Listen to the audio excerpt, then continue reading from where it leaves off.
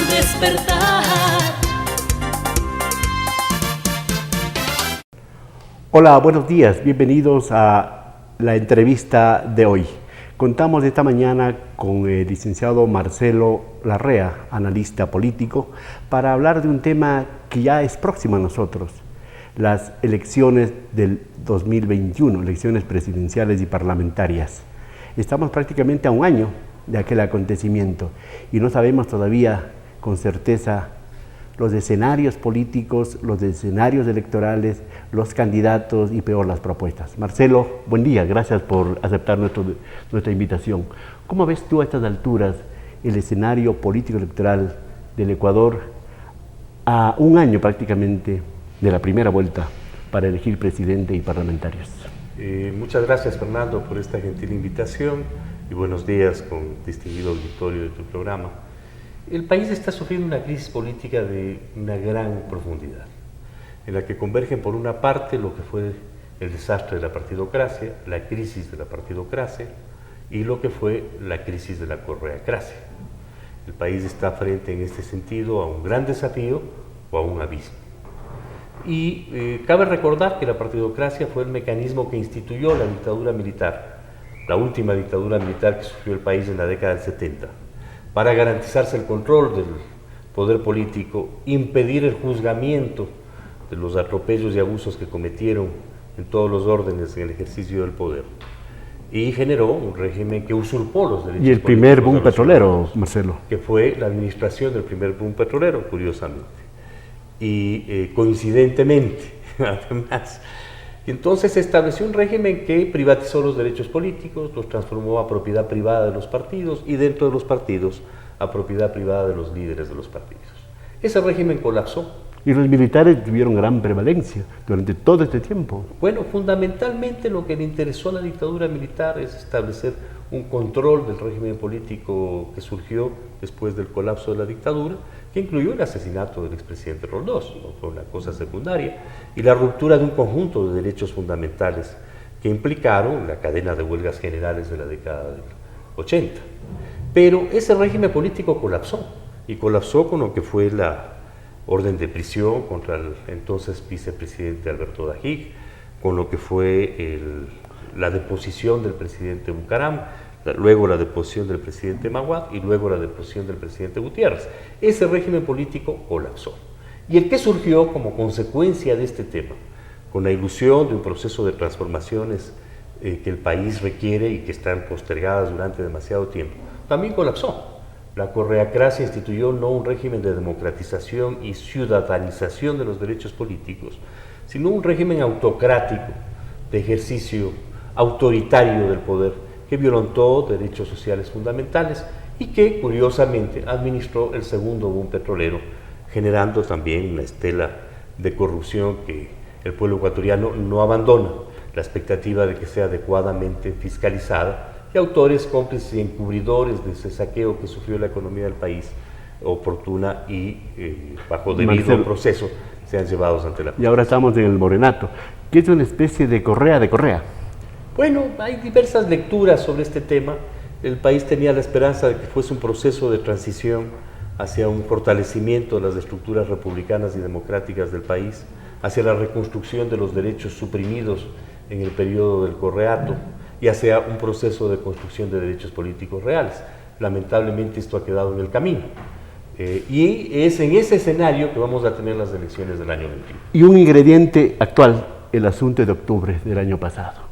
Ahí como que se constituye ciertos nuevos líderes, nuevas percepciones, a lo mejor nuevas oportunidades. ¿Cómo lo ves el pateo del tablero de octubre pasado? Ahí hay elementos de diversa naturaleza y orden, ¿no? Por un lado, un escenario político complejo y un escenario social difícil, en el cual las legítimas reivindicaciones, tanto de los pueblos y nacionalidades del país como de una infinidad de sectores sociales, encontraron una válvula de escape, evidentemente. Y hubo también, obviamente, una tentativa de manipular ese movimiento en función de actitudes criminales como el incendio de la Contraloría, por ejemplo.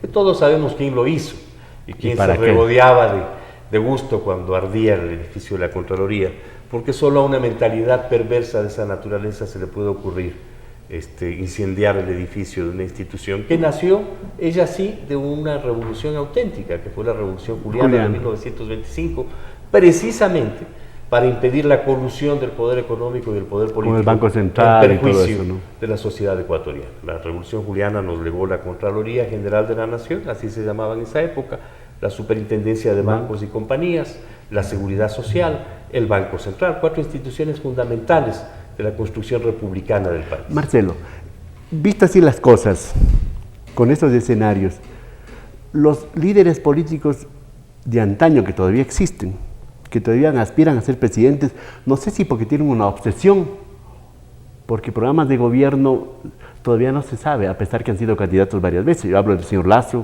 hablo del señor Nebot, ¿sí? ¿Qué le espera a este país el 2020 y el 2021 en materia política, en materia electoral? Bueno, fundamentalmente las figuras de antaño pertenecen a antaño. Es muy difícil que puedan generar un proceso de renovación que les dé una proyección hacia el futuro. Y lo que el país está buscando es un camino para superar los desastres de la partidocracia y de la correacracia y construir un futuro republicano y democrático, responsable con los requerimientos y necesidades del conjunto de la población ecuatoriana y con los derechos de nuestra nación a vivir en el mundo. ¿Qué propuesta, qué proyecto necesita el país a estas alturas? Entonces, ¿Qué presidente? Pero permíteme contestarte la parte de la pregunta. Yo no le encuentro viabilidad electoral a ninguna de las candidaturas a las que haces, o las precandidaturas a las que haces referencia. Es obvio pensar y comprender que un político experimentado como el señor Nebot se presentará a las elecciones solamente si le dan los números, como dicen los marqueteros de la política, es decir, si tiene una opción real de disputar seriamente la presidencia de la República. Pero parece que esa opción no es fácil. Los acontecimientos de octubre precisamente marcaron un mayor distanciamiento con la población indígena del país. Se descubrieron algunas cosas, con los pueblos, ¿no?, y nacionalidades y con la sierra del país. Eso hace muy difícil que esa candidatura pueda tener posibilidades de crecimiento importantes en el futuro. Lo mismo ocurre con la candidatura del señor Lasso. El señor Lasso fue el contradictor elegido por el presidente Correa. Y ya no hay presidente Correa, ya pertenece al pasado, y en consecuencia es contradictor elegido de algo que sucedió en el pasado. Esa no es una plataforma política para una candidatura presidencial viable. Pero hay una profunda crisis de liderazgo en el país. Si el país es capaz, o los distintos sectores que piensan responsablemente en la nación, que piensan responsablemente en las necesidades y requerimientos fundamentales del pueblo ecuatoriano, que piensan en la superación de las condiciones de exclusión que han sufrido los pueblos y nacionalidades del país, que asumen la perspectiva de la construcción verdadera de una república, no de un Estado, de una república plurinacional, que piensan en la necesidad de fortalecer estructuralmente la economía del país y su aparato productivo, evidentemente podrán construir una alternativa política para las elecciones del 21 con amplia viabilidad de desarrollo, pero todavía no se ven circunstancias de este tipo, ¿no? Tenemos una izquierda que sigue agazapada en el ring, ¿no?, que no asume el desafío de ganar. ¿No quedó noqueada? ¿Ah? ¿No quedó noqueada? No, aquí hay problemas más complejos que se reflejan en ese agazapamiento de la izquierda, que es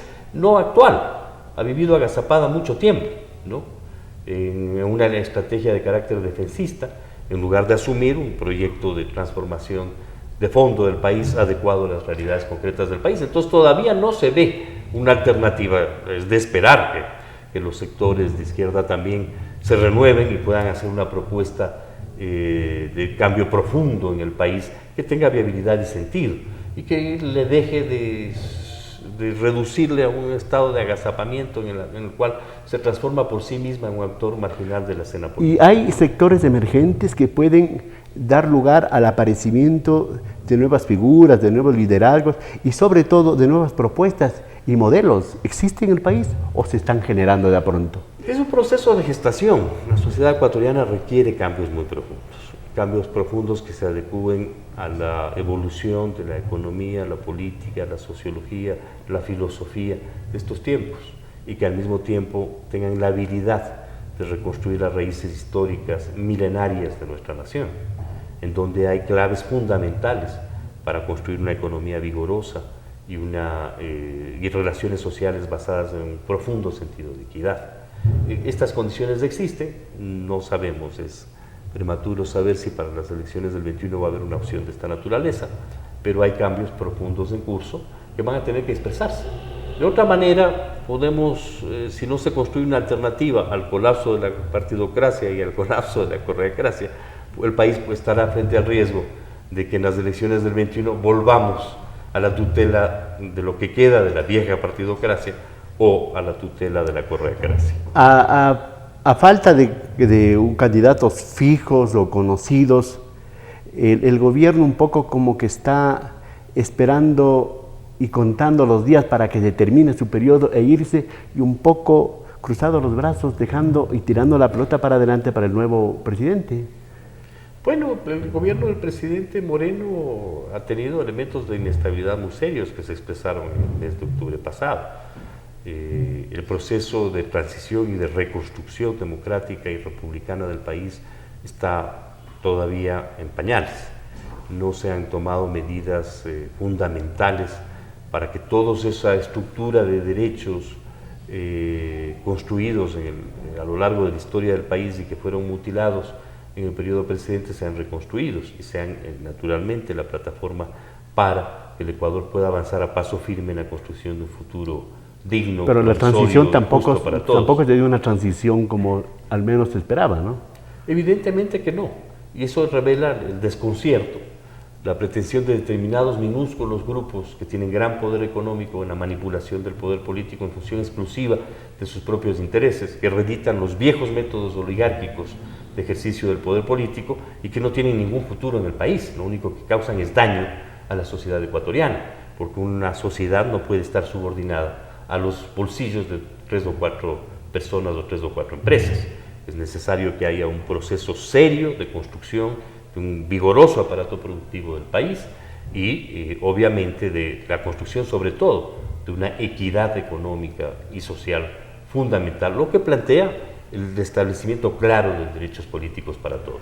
Marcelo, muchas gracias por haber venido, por haber estado este diálogo, y este es simplemente un inicio porque la campaña electoral y los debates seguirán de largo hasta el proceso electoral. En todo caso, no queremos candidatos, no queremos líderes con paladares y apetitos a la carta y que al país le tomen como un restaurante o como alguna cosa para servirse, sino políticos, líderes que le sirvan al país, solucionen sus problemas y lo proyecten hacia un Estado, a una república de bienestar, de justicia, de libertad y de equidad. Marcelo, muchas gracias, bienvenido a la entrevista de hoy.